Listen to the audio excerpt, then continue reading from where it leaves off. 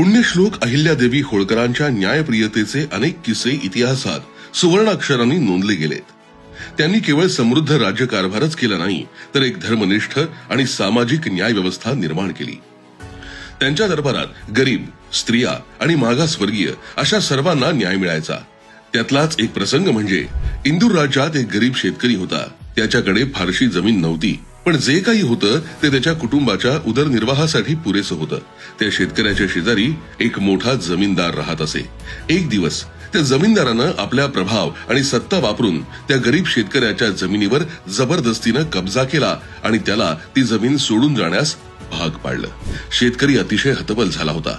स्थानिक कारभाऱ्यांकडे धाव घेतली, पण जमीनदाराची सत्ता मोठी होती आणि कोणीही शेतकऱ्याचं ऐकून घेईना। शेवटी न्यायाची शेवटची आशा म्हणून तो शेतकरी थेट अहिल्यादेवी होळकरांच्या दरबारात पोहोचला। अहिल्याबाईंनी त्या शेतकऱ्याचं म्हणणं शांतपणे ऐकलं।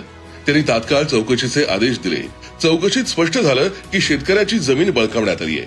अहिल्याबाईंनी त्या जमीनदाराला दरबारात बोलवून त्याला योग्य ती शिक्षा दिली आणि शेतकऱ्याची जमीन परत करून दिली। अहिल्याबाईंनी ना जमीनदाराची जात पाहिली ना सामाजिक प्रतिष्ठा। त्यांनी फक्त न्याय आणि अन्यायातील फरक ओळखला आणि सत्याच्या बाजूने न्याय दिला। त्यांच्या दरबारात धर्म, जात, लिंग, वर्ग यावर आधारित भेदभाव नव्हता। त्या म्हणायच्या, राजा म्हणजे प्रजेचा पिता, त्याचा न्याय हा सगळ्यांसाठी एक समान असायला हवा।